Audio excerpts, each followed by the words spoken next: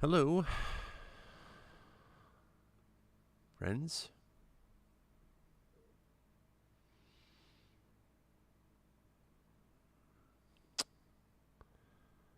Okay.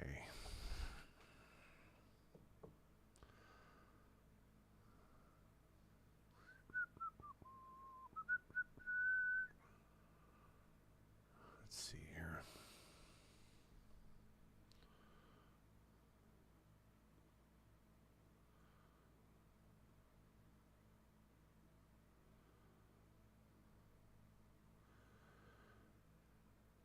Hi, Shirley. How you doing?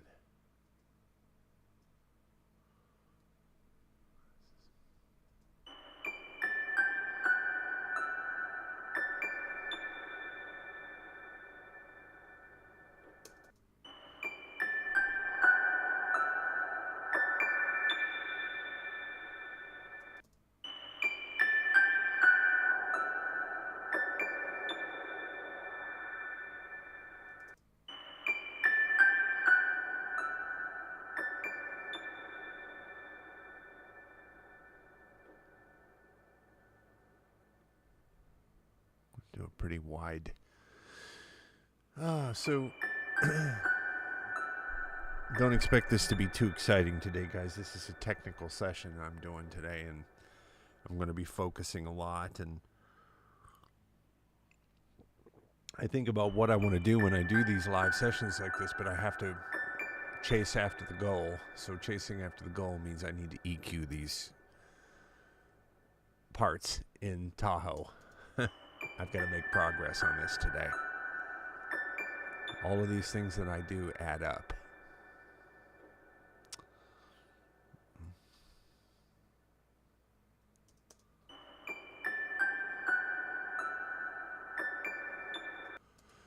So you're going to be seeing me use this device in the center of the screen a lot today. This is a parametric equalizer, okay? And it is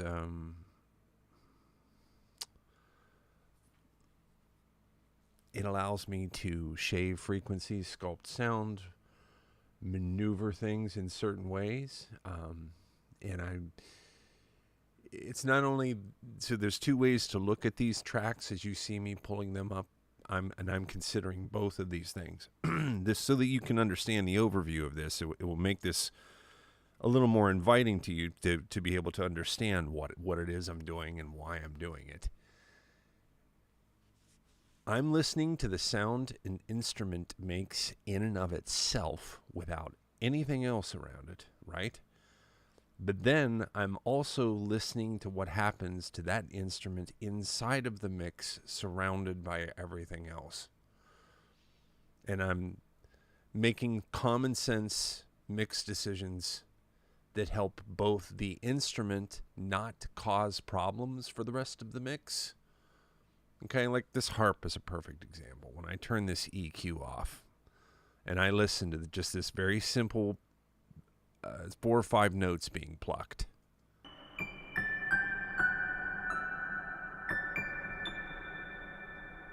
There is a lot of room on that microphone that this was done with, and I checked the instruments to make sure that there's no reverb. Reverb is the sound of the room being added. But when I listen to that, I'm listening to what you would probably perceive as ring happening after the note. But with these monitoring headphones on, I hear even more than that. And the only way I could describe it is it starts to get into a frequency that's white noise.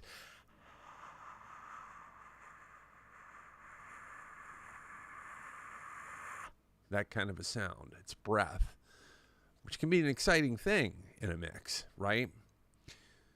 But at this phase, all of these ingredients are so powerful coming right out of the gate that, you know, it's like when you taste something and you say, boy, that's really good. It's a shame you put too much salt in it.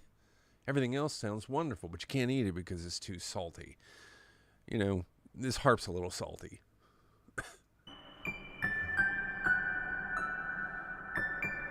Now, when you see me come over to here and you see me turn this on, that blue light comes on on this device you see spinning around in the center of your screen. And when that blue light comes on, that means it's on. And when the blue light is off, that means it's off. So there's going to be a difference when I switch it on and I switch it off and I switch it on and I switch it off. So what I've done here is make a series of decisions that are reducing the amount of salt.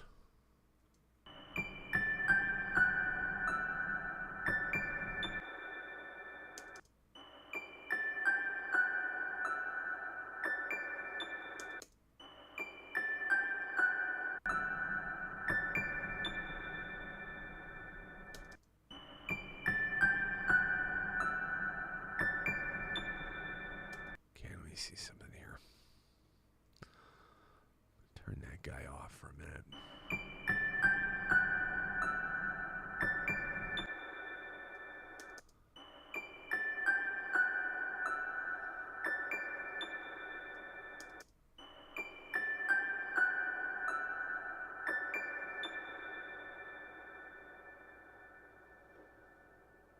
So everything out there further past this line here of 20,000 kilohertz is getting beyond the range of the ability of a human ear to hear tones. So usually what you start hearing up there is air and hiss. Well, look at you, Shirley.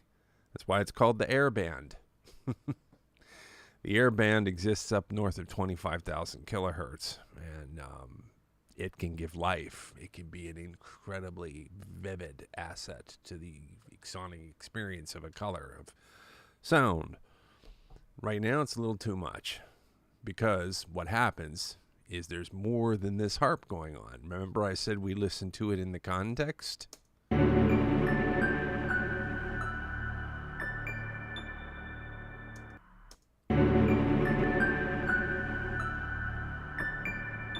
Now listen, when I turn this instrument off completely, I'm taking the harp out now. Listen to what's happening around it. Do you hear that error? Do you hear that? All the other instruments are providing it. So what this instrument wants to do is get up inside of that and cloud that up a little bit when I turn this band off. Off.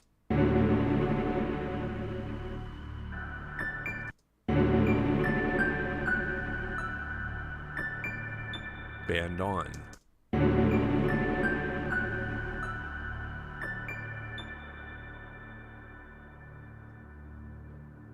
Okay. So this is what we call, like I said, basic structuring on a track basis. This is a zoomed in track by track. I've gone through and I've done the same thing to the strings. I've EQ'd all 6 of these with their own independent settings for EQ, and I can show you, I think I can show you, let me see. If I do this and I go here and I go down to the mixer, actually I'll pull up a mixer, it'll be easier for you to see. Let's try this way. Okay, now wait a minute, why are all those lit up? What are you doing to me? I don't understand.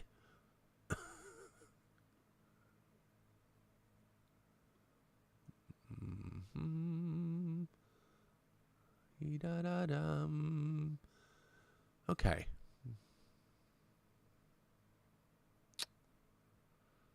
Viola, violins.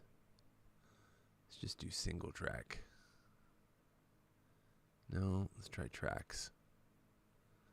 That's what I want. There we go. All right, good. So this mixer in the center of the screen, those ones that are illuminated are what comprise the entire string section of the orchestra. And here on these plugins, I've added an EQ band to every one of them. So when I select that one, I could turn them all off or turn them all on. Turn them all off, turn them all on. So this gives you an opportunity to really see what EQ can do. Let me back the piece up.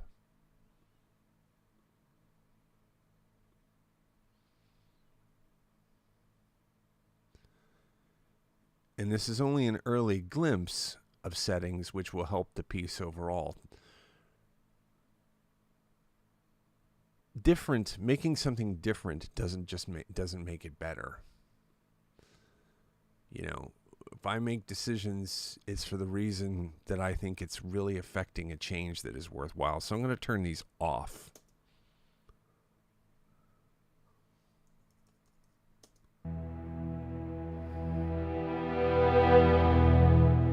And I'm going to turn them on. I'm going to solo them.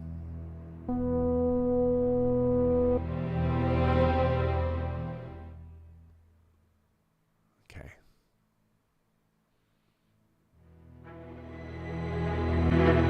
Hear that when I turn them on? Turning them off.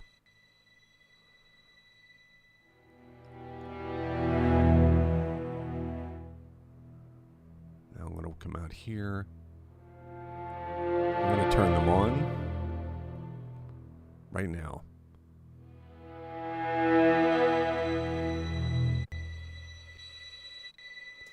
So what it does is it brings out the characteristics and the qualities of the instruments to make them special.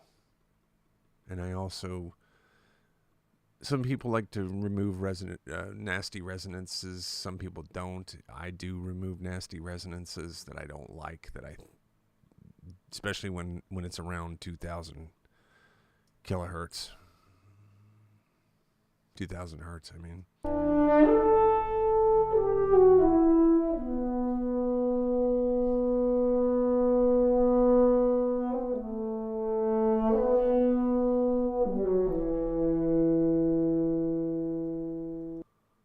Okay. As expected, this is a powerful mid-range instrument. So the fundamentals right in here. See all this information down here? This is no bueno. Now that's bass frequencies that would only amount to rumble in the human ear, and you can't really hear them here. All you hear is the horn. As a matter of fact, if I put a low-pass filter here on this, and I boost that up pretty sharp,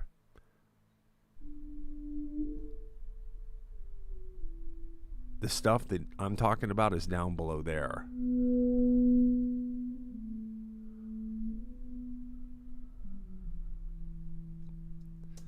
So we're going to change that to a low cut, and I'm going to remove that.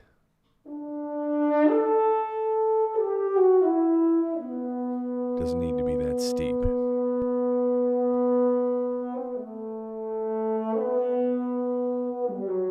Now you see that ghosted out shadow there? That means all that has been removed.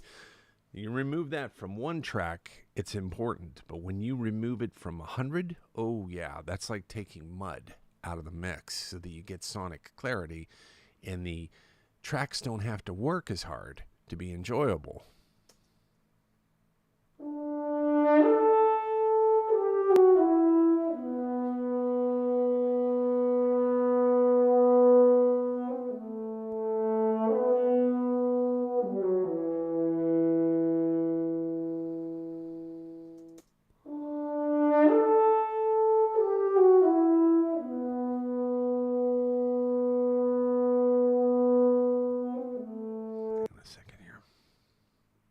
Something in there that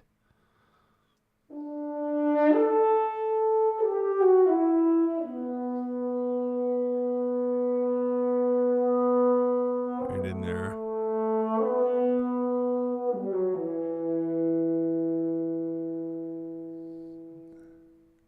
Get down in there, get some of that out of there.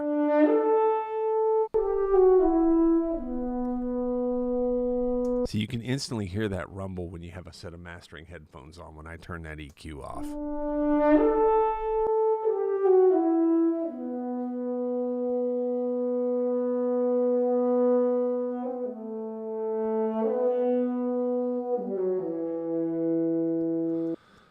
I'm going to do a little bit of a band pass here as well. Whoops, undo that. Again, there's information up here that's happening. That is information that is best left for the strings and the instruments that are in the high end.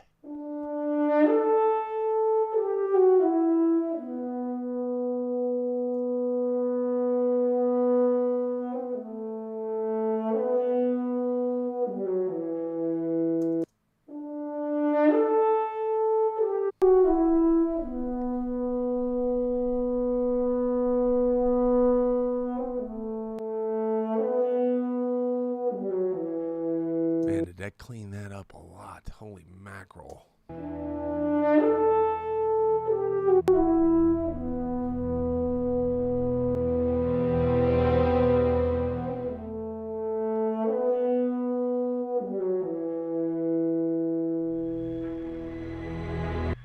Okay. Holy macaroni. Okay, moving on.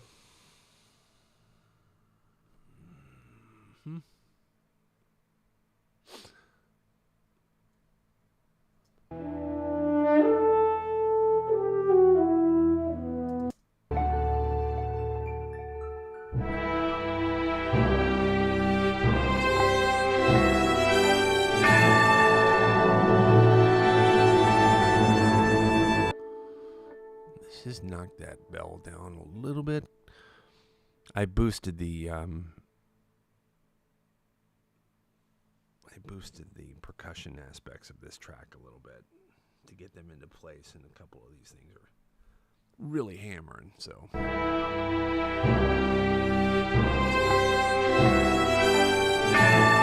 woo! Dang.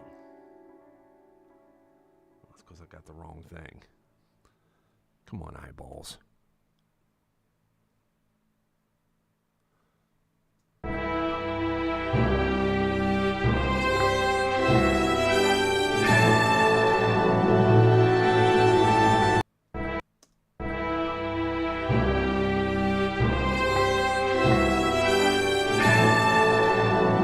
That's better.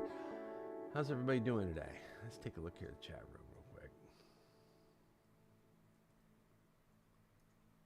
How did I do that? Oh, yeah, like this. Hey, that's great, Liz. I'm glad you enjoy this. Yes, it's a bell. Sometimes they're called orchestral chimes. A bunch of tubes, big long tubes that you hammer with a mallet. So it's basically doing what a bell does. But it's designed to be more, less church bellish and more ringing kind of a thing. Behind the scenes, I think, Jenny, she's saying. Bye, Belle. It's back to where it belongs.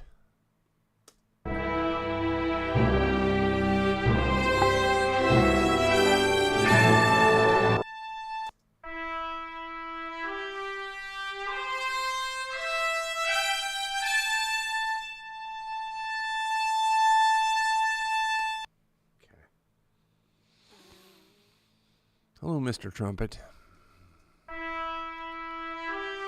Again, look at that low frequency information in there. Does nothing but create mud.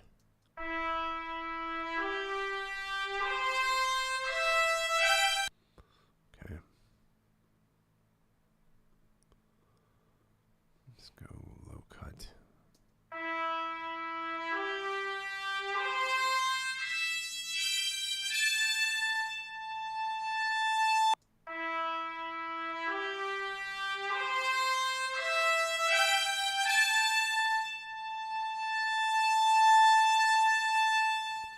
Now, with instruments like this that live in the upper range, they're carrying the soprano line.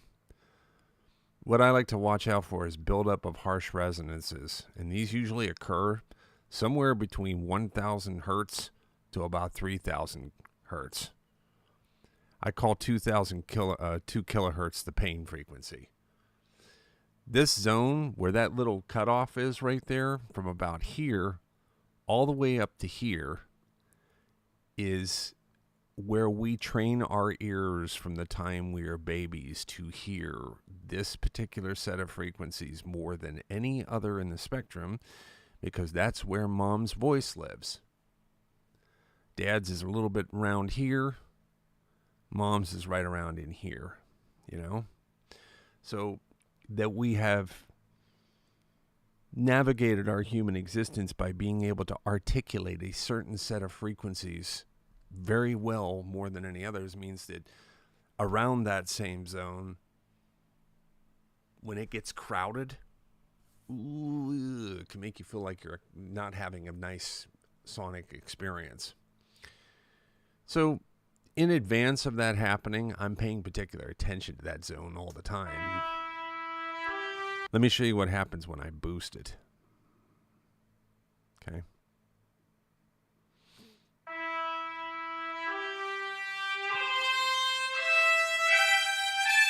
Hear that?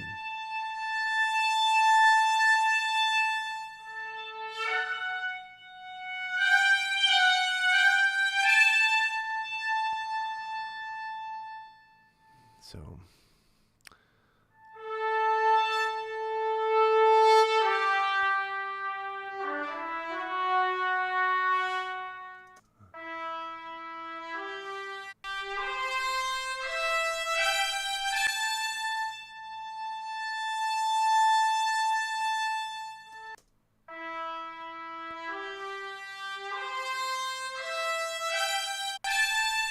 hear that?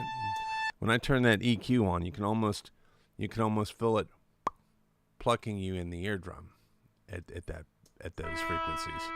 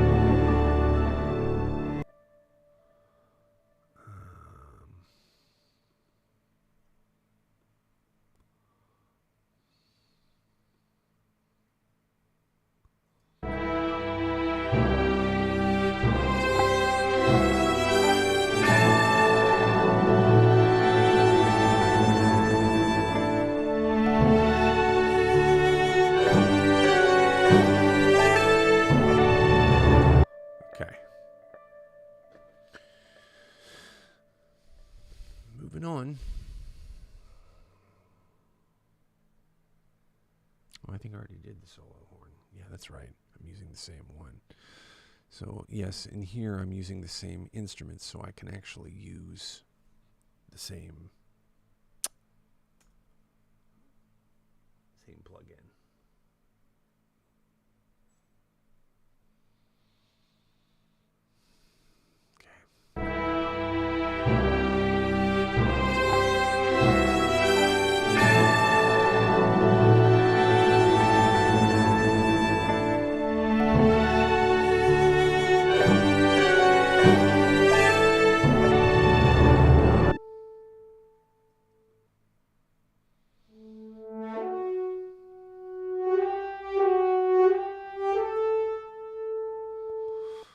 So let's take a look here at that for a second. I'm going to ease back on these just a little bit, passing through here. Creating a wonderful sense of reflection there, and I like that. But it's a little bit getting to the point where it's a little bit overwrought.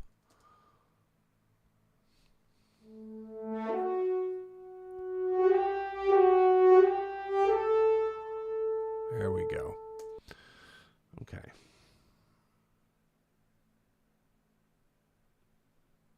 Let's pull up this EQ.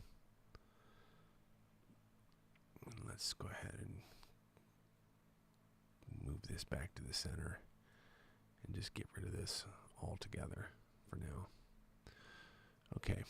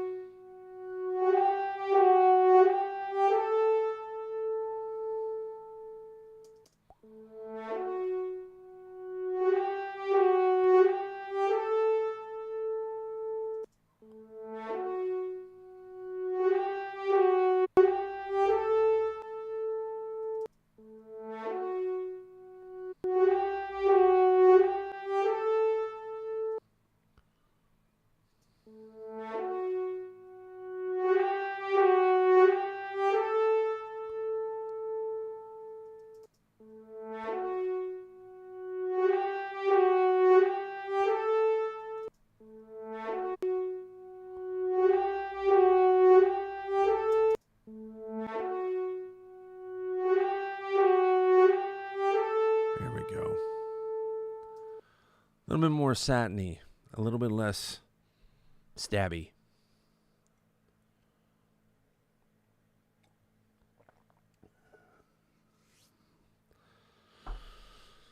A lot of it, guys, is, you know, I ruined a lot of mixes 20 years ago learning how to do this stuff, you know. So the difference between me and a full-on, lifelong career mixing engineer is they would nod their head and kind of look at the things I'm doing. Yeah, it's cool. You know, whatever. They kind of probably agree with a lot of the moves I'm making, or aesthetically they might disagree and say, nah, I would do this instead, which is cool. It's very cool. But what they have that I don't in this particular matters is almost a pedantically maddening level of minutia in the way that they send signal around inside of a mix and what they do with it by sending it to other auxiliary sends, doing things to it over there, bringing it back in and stuff. There's just no. They could take, like, sound starts here and it ends there. They might run it to 5 different places on its way out the door, and I don't know. It's an older school way of mixing and stuff, and it's a lot of fun. For me, I work so hard on getting this thing into a beautiful sound before I even enter into this phase that a lot of the problems that they have to correct are greatly diminished coming into the phase of their operation, you know? So I would probably, before I went to a mixing engineer, I'd probably skip a mixing engineer and I'd go straight to somebody mastering my stems at this point if I was to do any of that kind of stuff. But the problem is, I can almost guarantee you that there would be many of you who would come back to me and say, I like yours better. It's to this now. It's not enough that now. Where did this go? Where did that go? It's usually what happens. I mean, it's every time. So I guess what I'm saying here is there is this unwritten rule that existed for the first 75 years of music production, and that is that you never mix your own music. And I think the reason that exists is because most musicians don't really know how to. That's the problem. They think they do, but you can't deny the fact that when they take their music to a mixing engineer, it sounds about 1,000,000 times better every time. You know what I mean? So there is that. But I have spent 20 years forcing myself to ask questions, forcing myself to learn the science behind this a little bit. So it's helped me be able to do professional quality work, especially up front when I have to get projects done fast and get them right the first time. Okay, I just copied that Pro C3 over because I think it's going to be pretty much the same deal because it's the same instrument. So that's nice. Saves us a little time. Just double check here and make sure.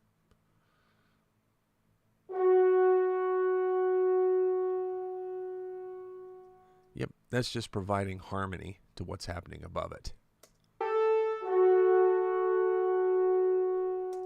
And that is too loud. Let me check something here. Okay.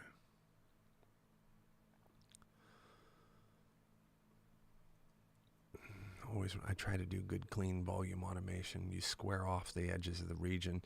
So the reason you pull those volumes down like that on the squares of the region is because then when you look out over the mix, you can see it in a more professional way, because you can see exactly what's happening and where, because it's delineated by this dead zone in between these regions. Might not seem like a big deal now, but when I zoom out on this and I come back to here, see all those squared off volume markings? Here's one where it isn't. Now watch the difference that it makes. I just do them as I go, get down through them. See that? Now you can kind of see things a little bit better. It's nice, isn't it? Okay, now as far as this guy's concerned, he needs to get a little real.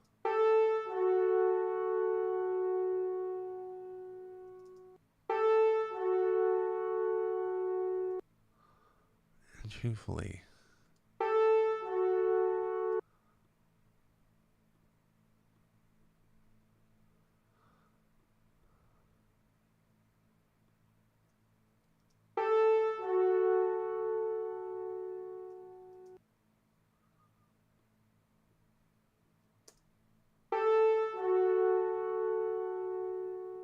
there we go.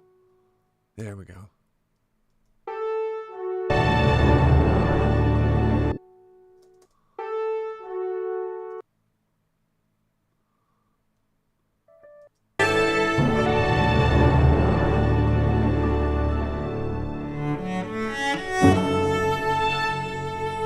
Okay, let's move on to the trombones.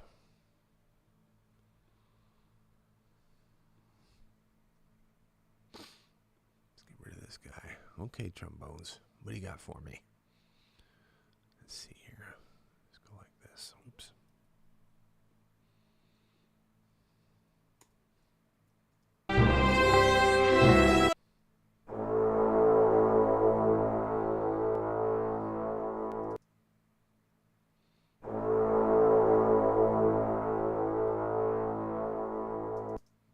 Okay, so this is a lot of noise down here. This has a little bit of a harmonic importance, pinning it here and here. Yeah, that's 117 hertz. I don't want to lose that, because that's good bass sound. We're going to get out in front of that, though, and knock the rest of that stuff off of there. It's just totally unnecessary. A little bit. I'm going to leave a little bit of it. I'm not trying to kill my low end. I'm trying to suppress it.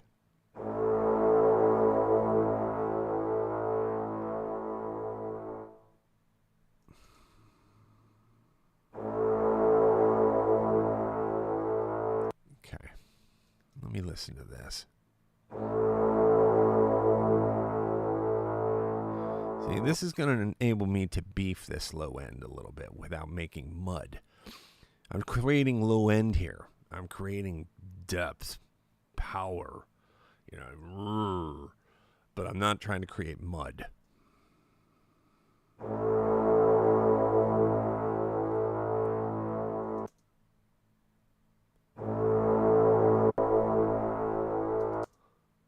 See, listen to that. Okay, now listen to this. All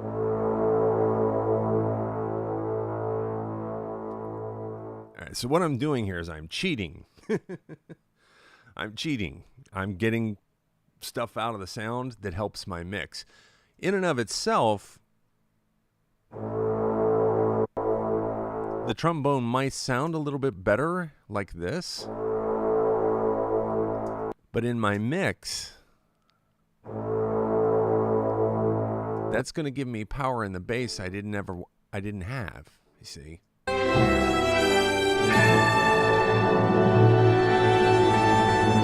Now I'm going to switch it off. Instead of it's whoa. I'm changing it from to ho. That's her.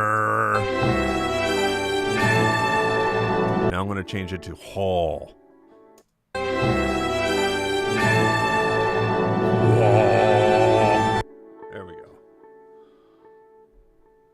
changing things from her to whore.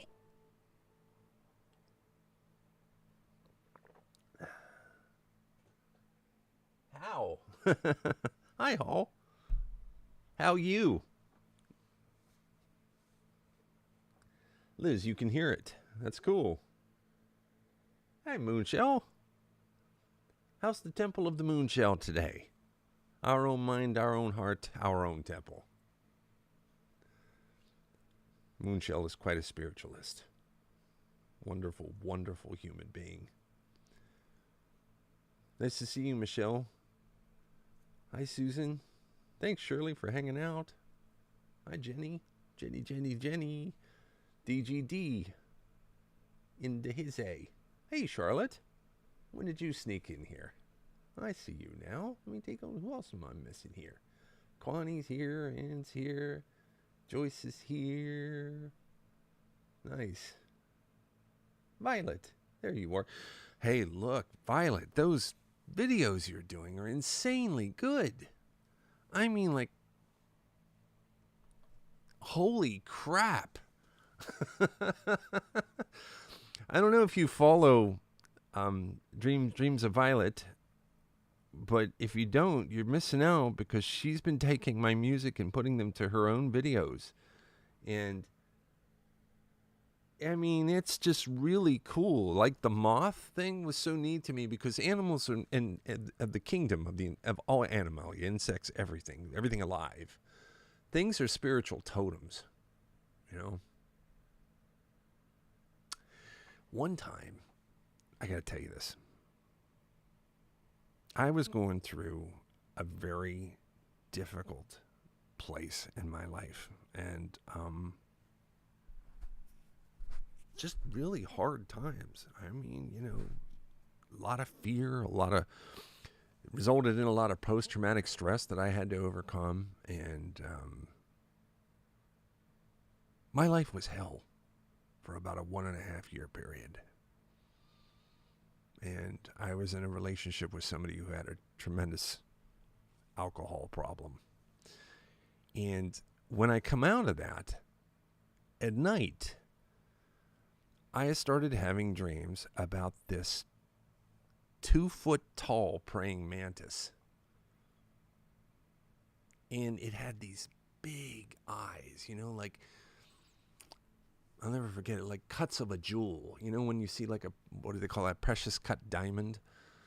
Its eyes were alive with golden color, and it would look at me, and it was just so pleasant to look at. For whatever reason, I would look at this praying mantis, and I mean, insects kind of weird us out sometimes, right? Especially big old praying mantis. No, this thing was just neat, and I had dreamt about it like all week long, and it turns out that praying mantis is a totem that often appears in dreams when you are going through a tremendous period of a romantic relationship that is flawed and destroying. The praying mantis is somehow associated as a totem of these kinds of things in dreams. And so when you're dreaming about something, you know, there's a entire whole level of dream interpretation, which is a skill, which is, you know, steeped in many different schools of thought, ranging from psychological to wholly spiritual and everything in between, and drawing on cultures from, you know, ancient societies, indigenous peoples from around the world and things like this, to paint this entire picture of what these things mean. Anyways, long story short, something happened to me that week where I got better. I don't know how. I just knew I was working on something in my sleep. And considering the headspace I was in when that all started, and where I felt, you know, a week or two later, felt like I could start to heal.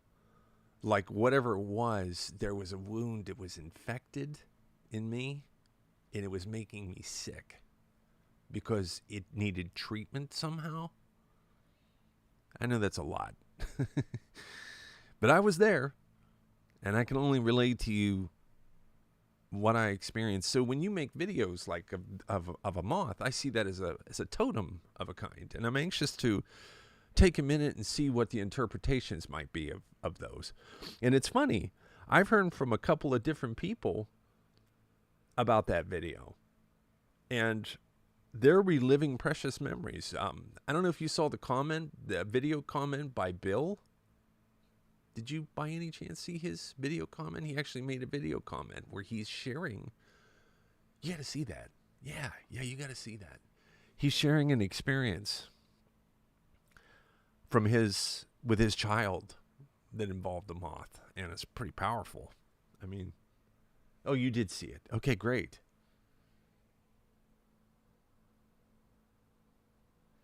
Be clear that Kelly Besh, okay, that's great. But you know what? You're facilitating all this, so you're a wonderful part of all of this.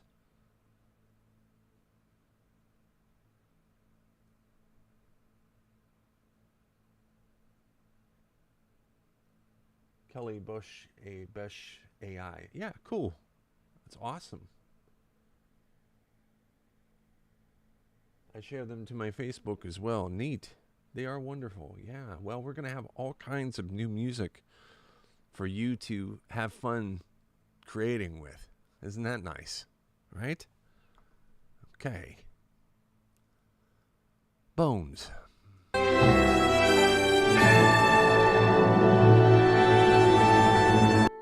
now let me listen to this a little bit more. Let me just do this one. Let's trim this up a little bit.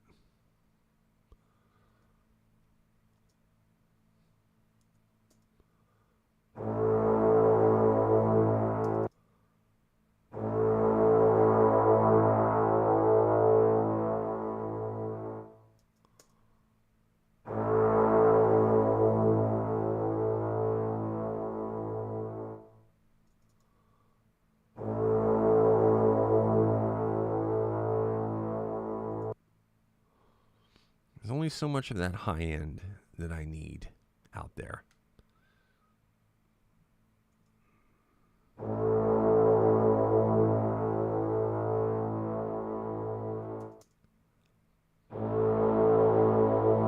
Hear that air? Sounds like... Hear that?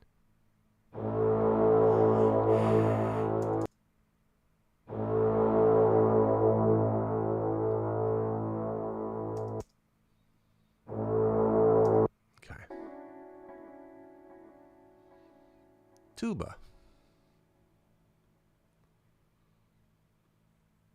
This will be fun.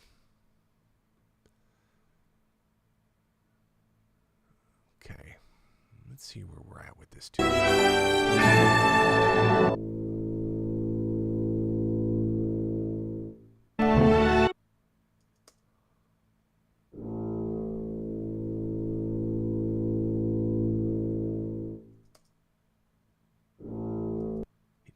Up a little bit.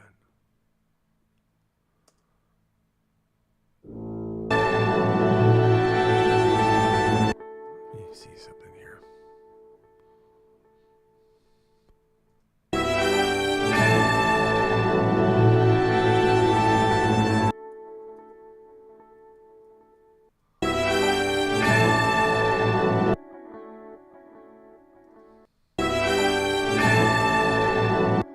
Let's see here.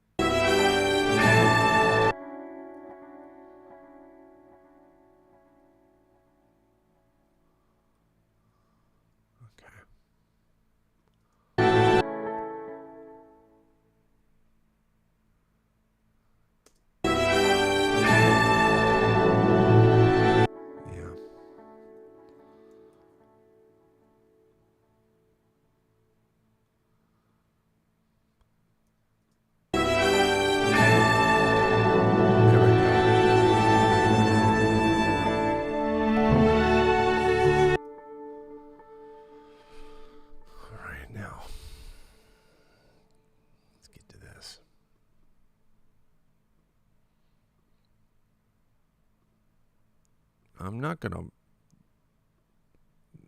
knock the heck out of this low end, because this is my low end.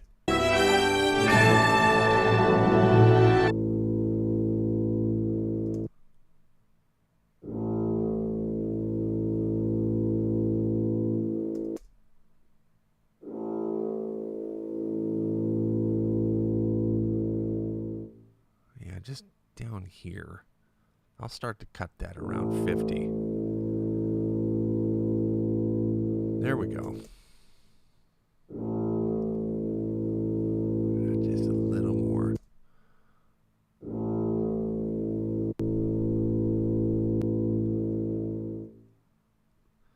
So everything under 50 hertz, it stops being musical and starts being just something that is present. Something so deep that you can't really discern it as playing a musical note. But if you were in a dance club and you were standing in front of the DJ's stack and they put on a wicked dance EDM cut, it's that thing that you feel going like this through you, So it's a very powerful thing, and it serves great purposes in music. I'm just getting out ahead of things a little bit in this mix on the low end to just make sure that what happens is remember the icicles on the Christmas tree, one at a time? Over the course of 65 tracks, all of that low end gets together because it's coming from 50, 60, 70 different places. So whereas on this tuba track, the mud was only that deep, by the time we get through all 4 sections of the symphony orchestra, that mud is 2 feet deep. So the best way to prevent that from happening is stopping it before it starts. So, are you enjoying yourselves? I hope.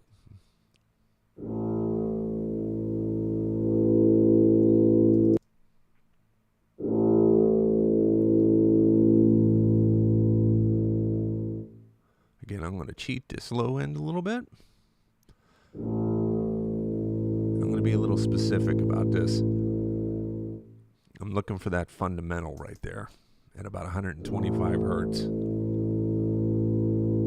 See, when I take that out of there, watch it lose its teeth. See? Where'd it go? Now watch. Feel that?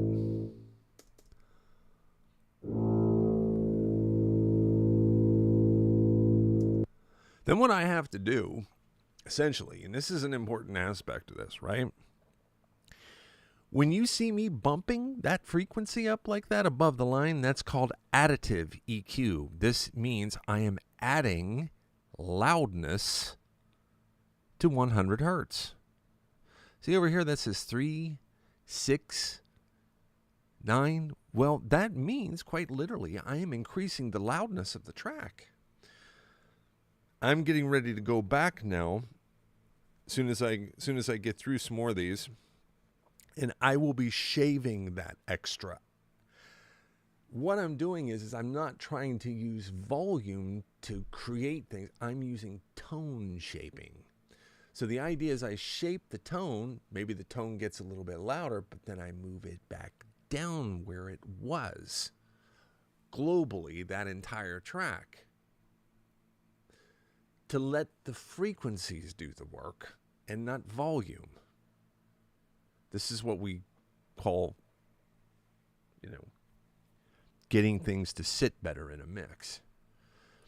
One of the greatest things you learn as a mixing engineer is the day you learn to put a volume monitor at the top of the track and a volume monitor at the bottom of the track, and whatever it is that you do inside of there, that volume and that volume are equal.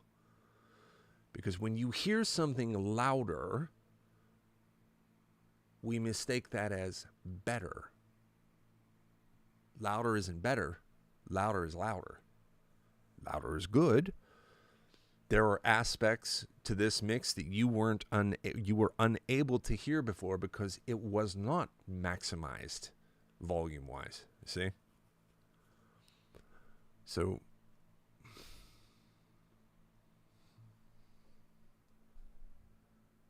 speaking of which, yeah.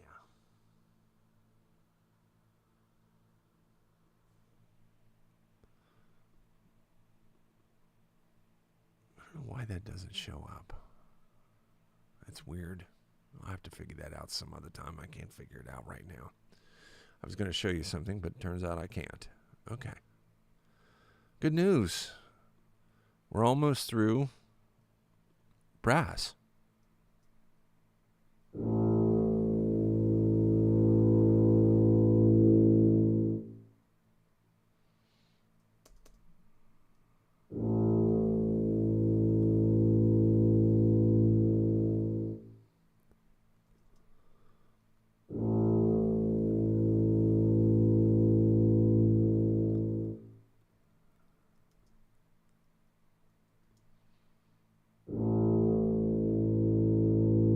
There we go.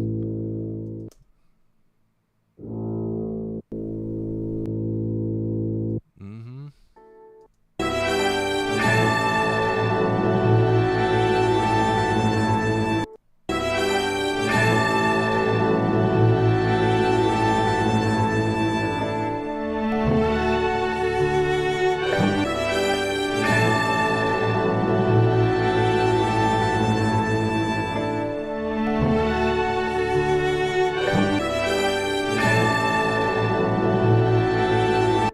Okay.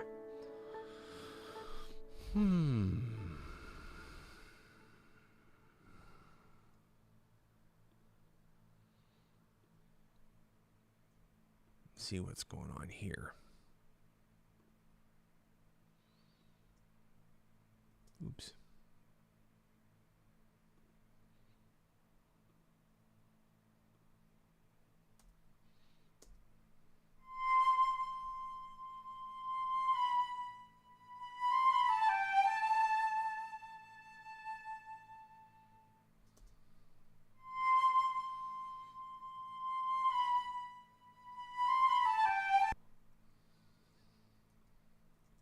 Oops.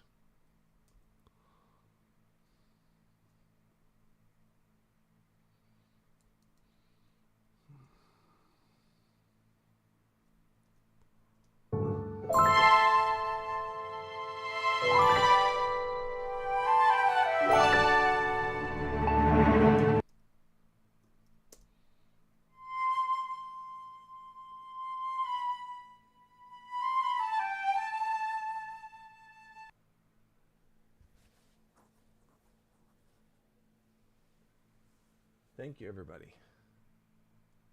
Walmart is enjoying it too. Connie, you're awesome.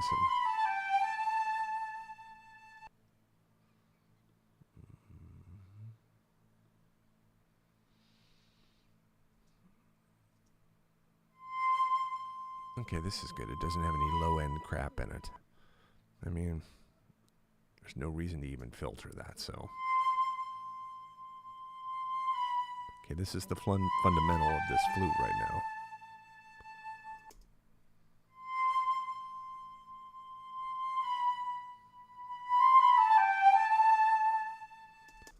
Let's take just a little bit of the punch out of it.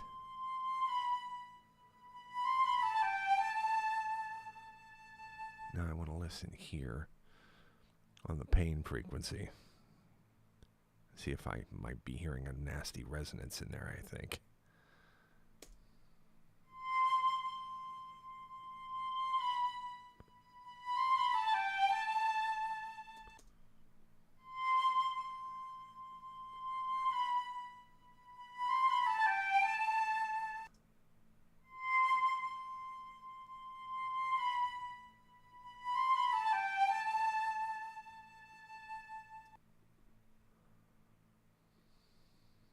I'm not doing very much here, because there's not a whole lot that has to happen.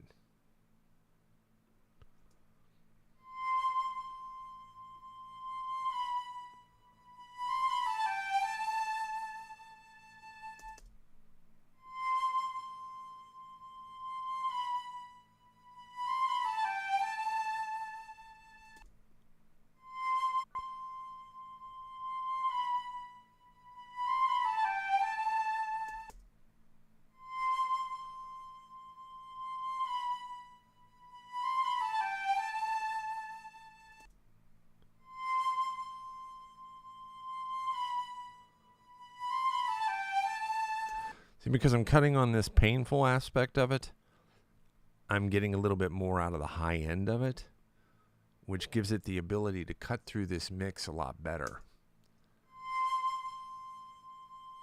without hurting your ears.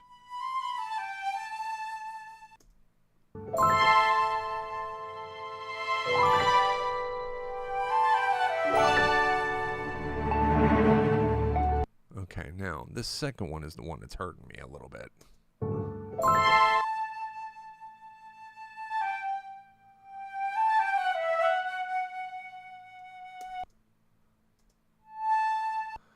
Let's tame him down a little bit.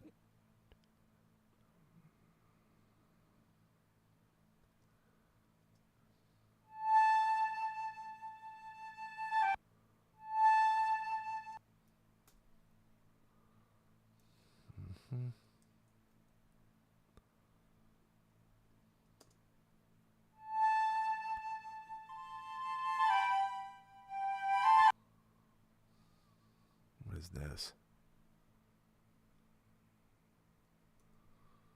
Just get rid of it. Fine.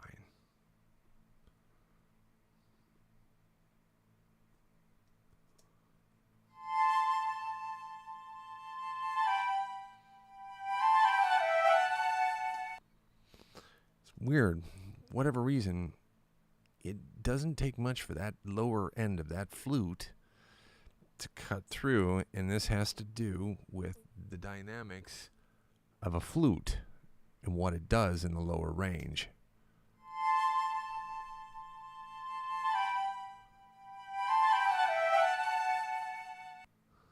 Okay, that's a lot better. Let's see here now. This is hurting my ears.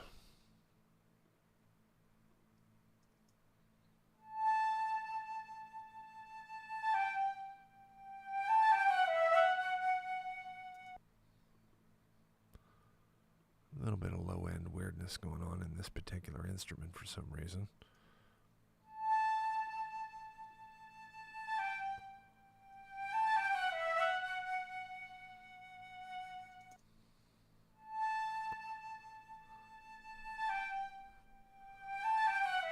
It's just taking a couple of tiny little decibels off of those fundamentals, and I'm okay with that. It's no big deal.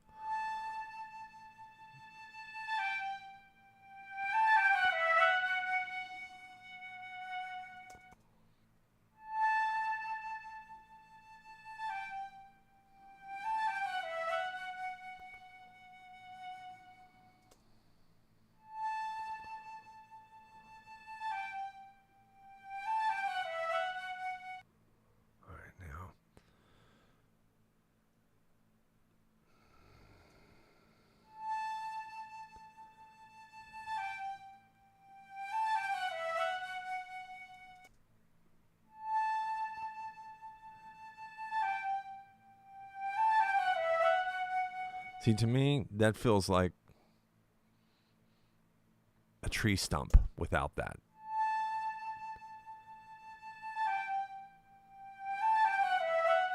When I add the EQ, it starts to feel like leaves on a tree.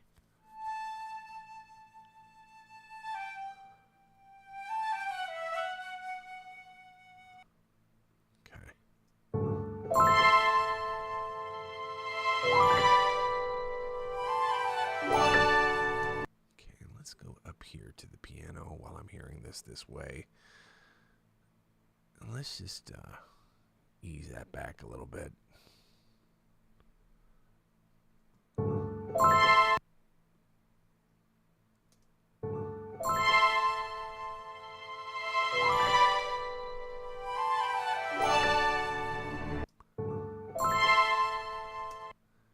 Just a little bit on the front end of that violin. Just a little bit. Easy does it.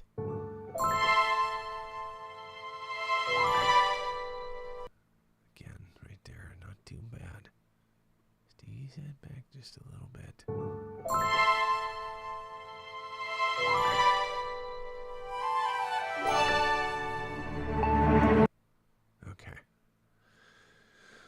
that's glazed with a little bit of reverb.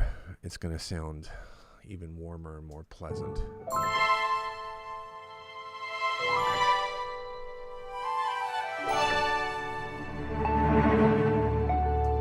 All right.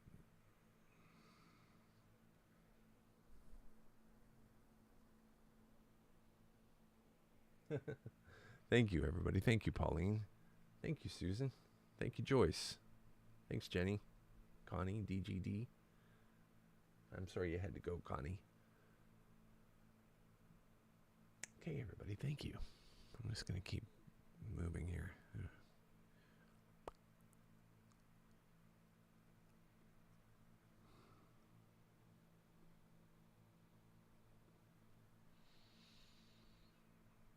Okay. Oops. Another thing is I have a lot of experience doing this, so I know where the problems generally occur.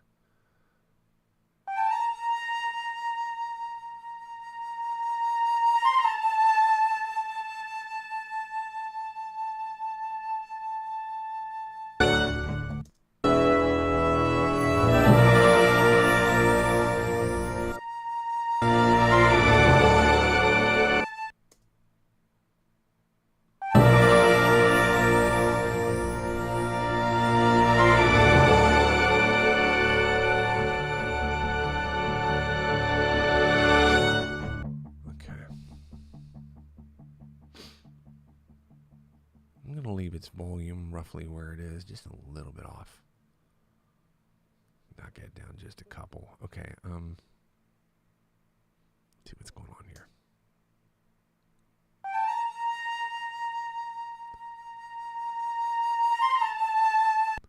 A little bit of weird low end information coming in there. We'll just get rid of it.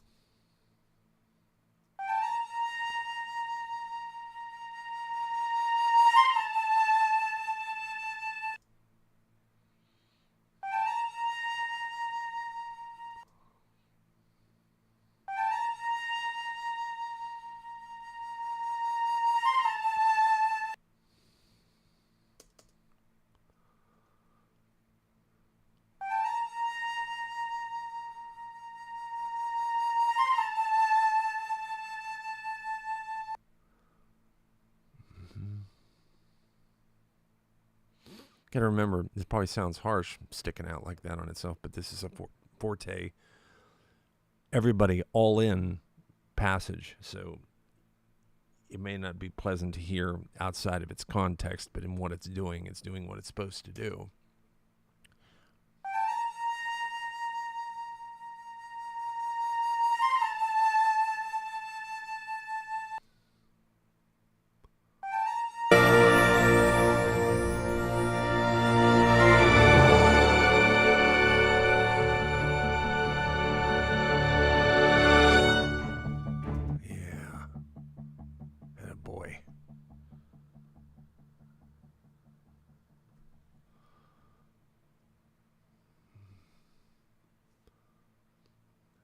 Lisa says she likes the oboe. Maybe she'll magically appear now that we're working on an oboe.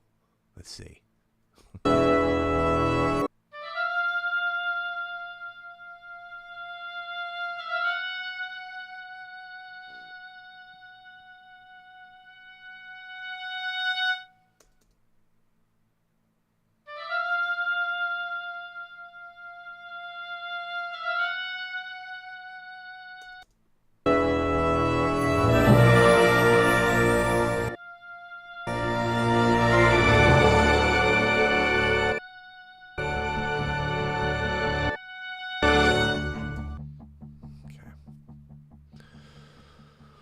Yes, when those sounds come together, Liz, yowza, that's what we call in music tutti, T-U-T-T-I in orchestration. That means everything but the kitchen sink.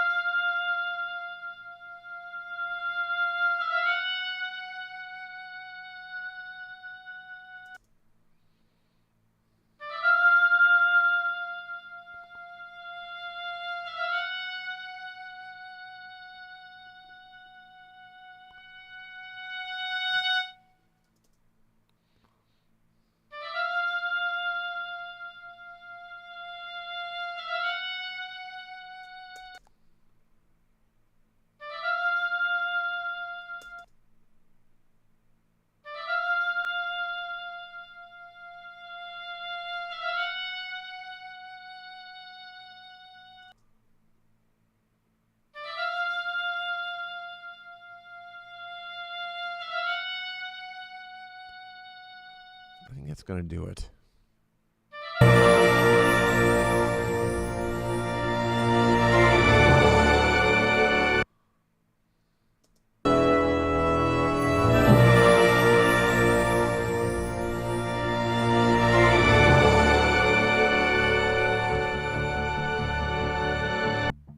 Just the woodwinds.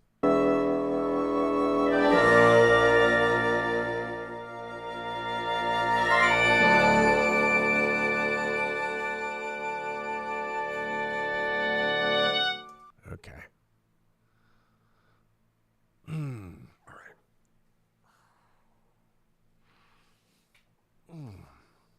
Take a break here for a second. Sounds like a great motion picture musical score. Thank you. Bassonica. Yes, Marty. There's a contrabassoon in there. That's what's giving it the rumble. Contrabassoon has an almost animalistic growl to it.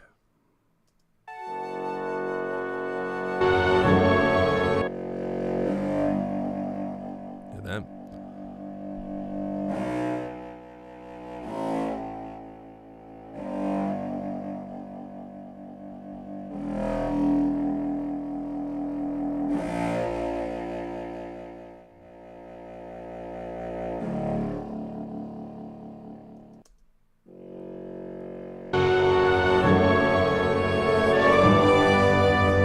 That's power underneath there, looking at you, kind of saying,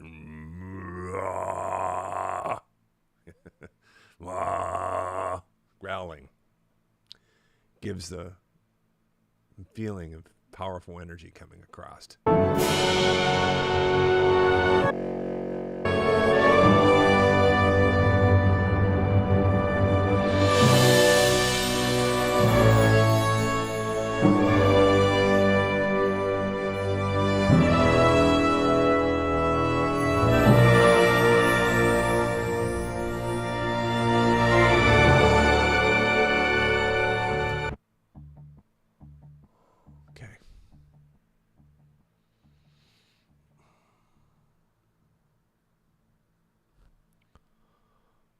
Clarinet. Where'd you labeled? Here we go.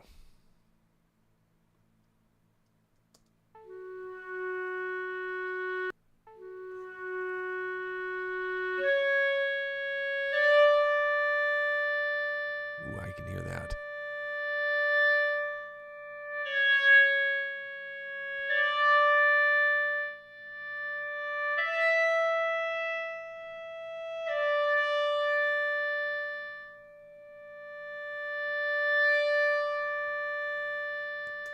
Okay, so the same thing that is enabling that clarinet to cut through that mix is also the same thing that can cause harsh resonant frequencies in a mix.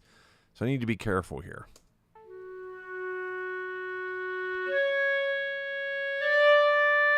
Hang on a second. I'm going to start around that.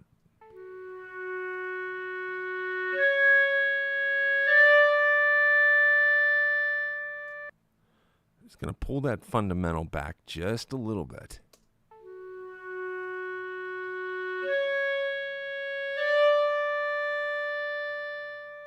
And then here.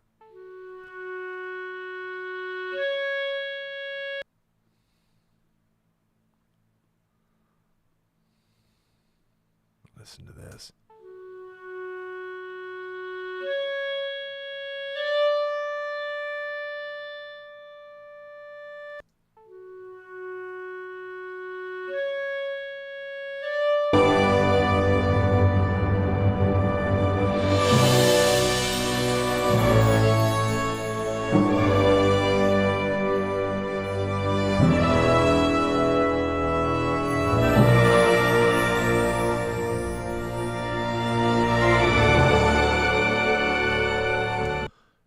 Granted, that took away a little bit of the impact, so what I do is that's probably about 5 decibels of gain reduction. So I will come up here and I will boost its overall level back up now, you see. Having removed some frequencies in there I wanted to tame, now I'll bring up all the other ones.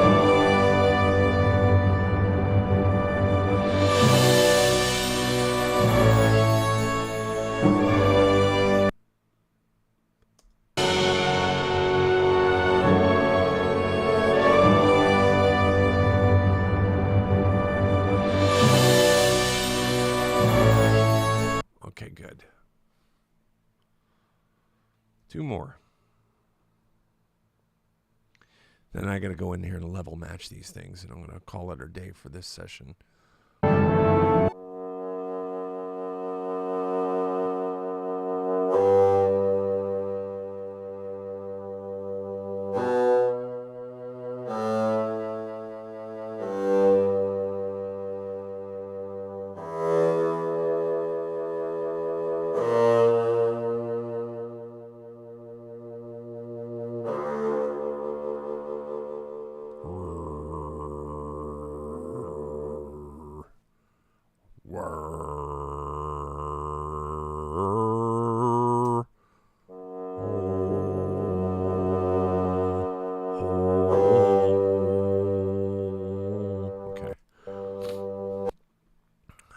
When I'm doing that, I'm taking the sound into my brain. Because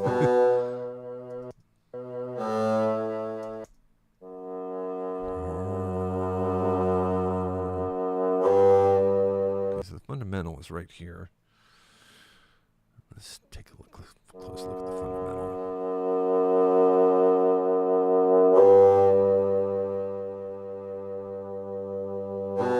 It's going to bring up the lower end of the instrument a little bit, cheat a little.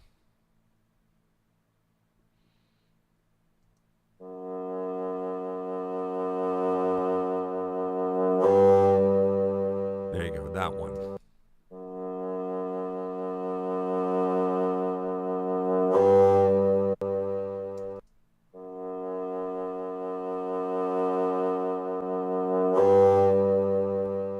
Much more present in the bass now.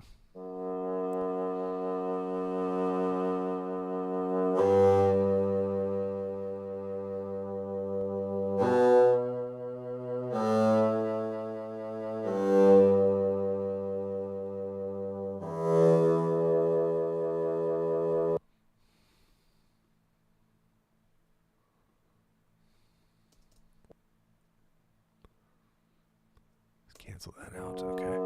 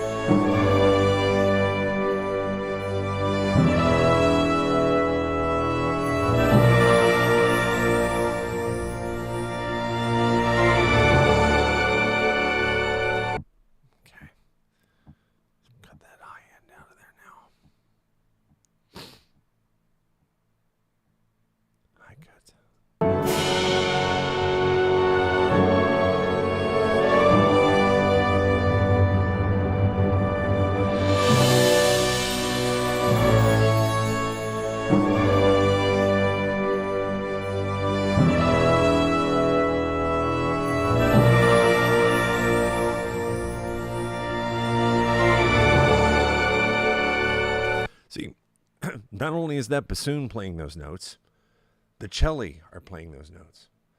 The double basses are playing those notes. The trombones are playing those notes. The tubas are playing those notes. So that's been doubled 4 times. So I might be taking a little bit, robbing something from this particular sound, but it's going into the soup with the other 5. So it's not like I'm killing my bass.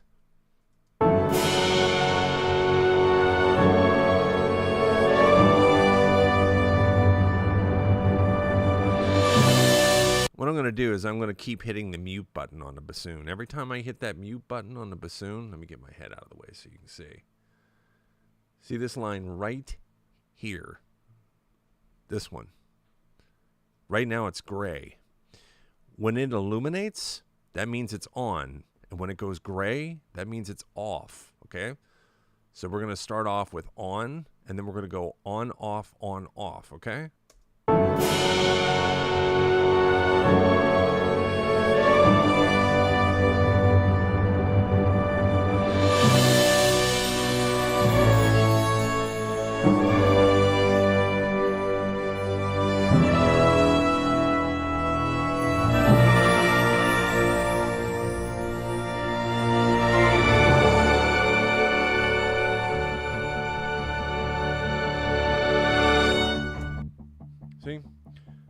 by one hand.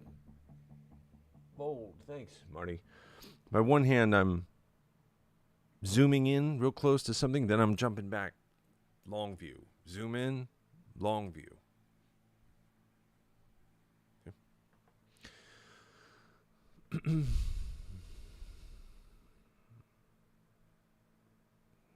Okay, one more.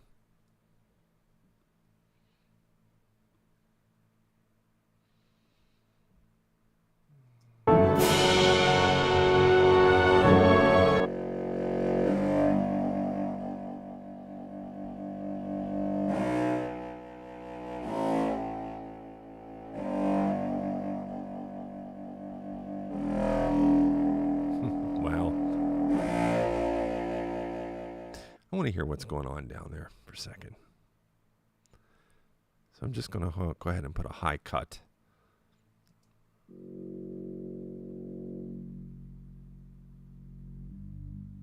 Okay, now you got to turn your phone way up. You know what? Let me I'm going to put this gain plug in on here so I can boost that out to you. Help you out a little bit so that you can hear the frequencies that this particular sound is made up of. You see, I've cut off all the other ones here. See that green thing? When it's outside of the green, it doesn't exist. So you may see stuff moving around in here. That's actual sound that would be there if I didn't cut it, you see? Okay, now do you hear that?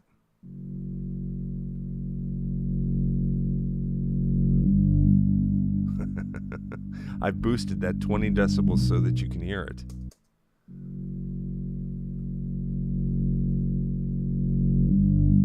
Now, let's just listen to that behind that orchestra.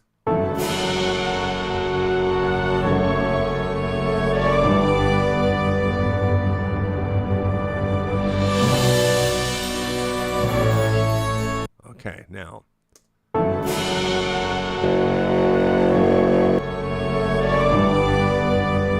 Okay, so.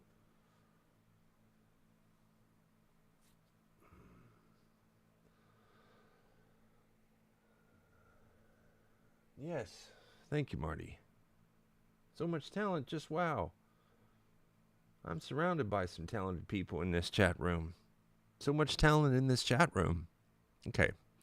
So now that we understand what's going on there and how powerful that can actually be, okay, let's turn that gain off.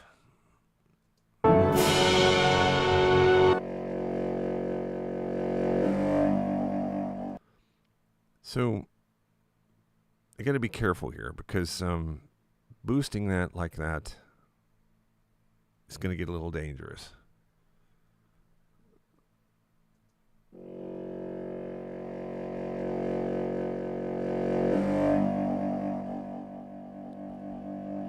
what I want to do is shave it here so that I'm catching that bad low end. And I'm going to put a boost here on this fundamental.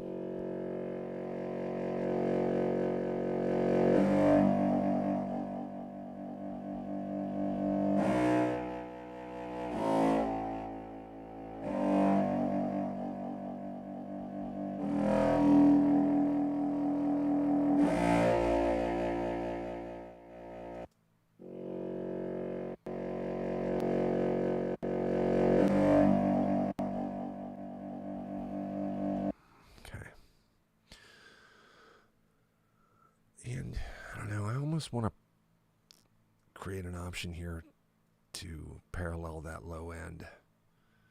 I might cheat here. I'm going to go ahead and duplicate this track. I'm going to copy it down one. Para? Question mark. This is a note to myself here.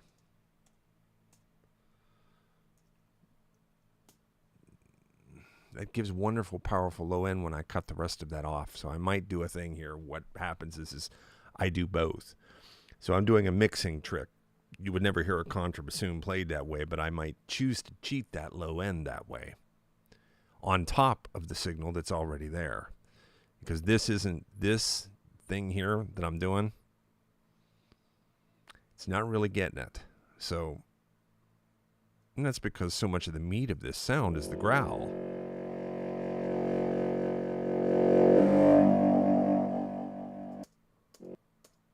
There's not much I have to do here. Just get the lower end of it, maybe. Mm-hmm.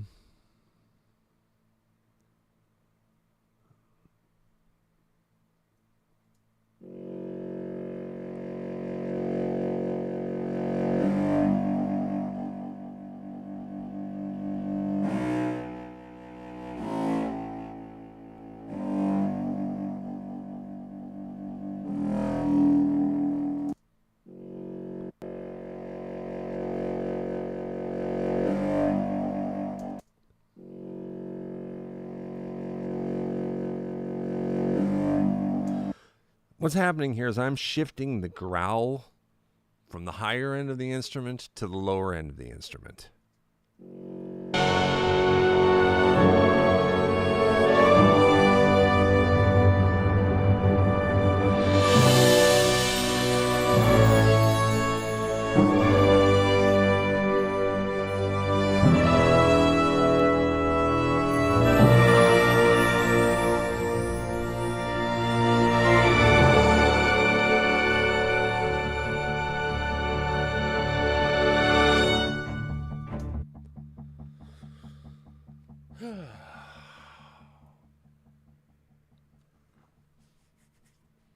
We just EQ'd almost 10 or 15, more than that, 16, 17 tracks.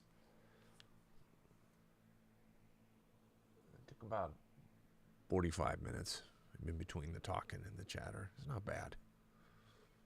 Not bad. What's more important now is I have to go back up here starting with the brass, and I have to equal the volume that has been added away. So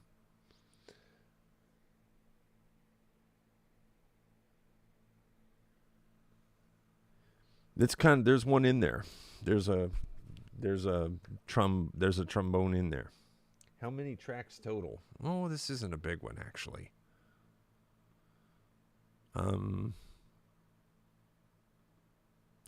So it's deceptive. You know what I mean? Okay, so you look at the strings, you see 1, 2, 3, 4, 5, 6, 7 tracks because there's a couple of solo tracks in front of the ensemble tracks. This is a solo viola. This is a viola ensemble. And the reason I stick a solo viola in front of an ensemble like that is to give it depth and character.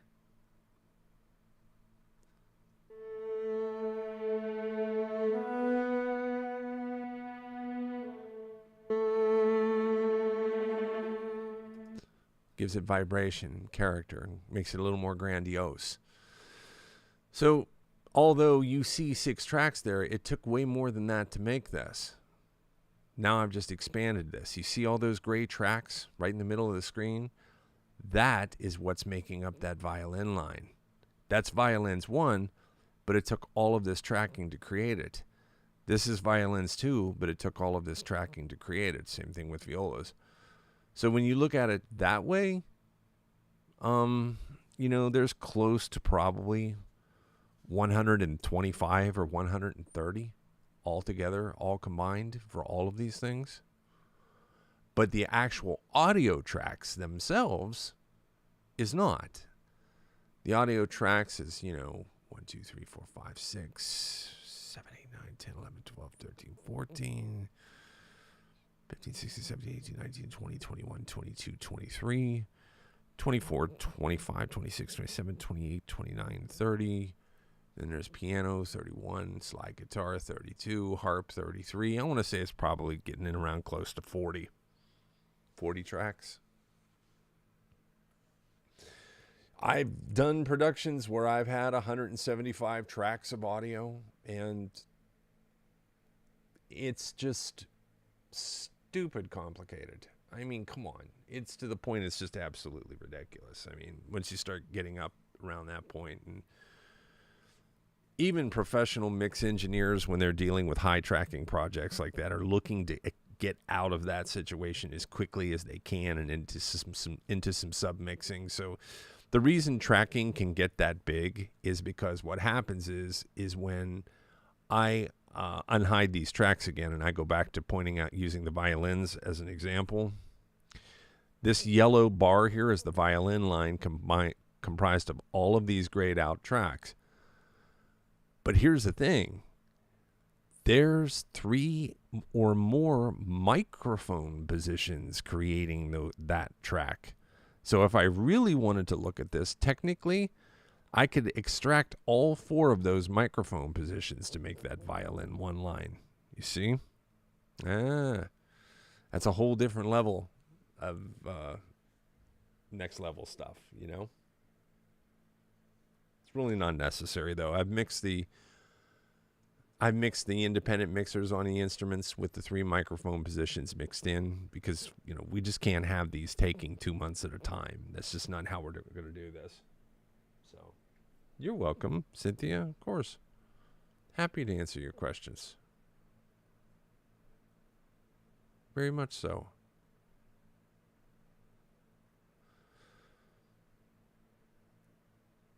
You know, once I add a quality reverb to this, remember this, these tracks are 100% bone dry. They're just getting their first, well, actually not 100% anymore. Now they've got some EQ.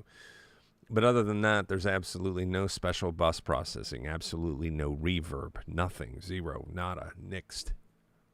So, okay, everyone. Well, I'm going to take myself a little break and have a bite to eat.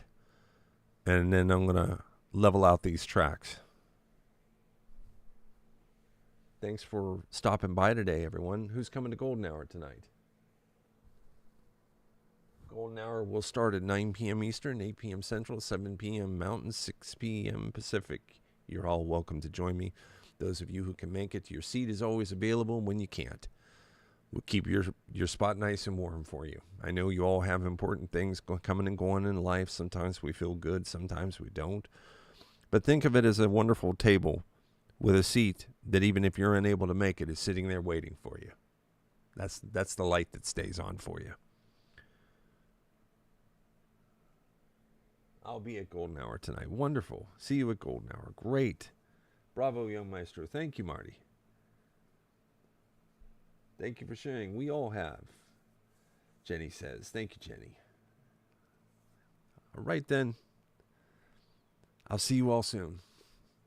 Have a great afternoon. See you tonight.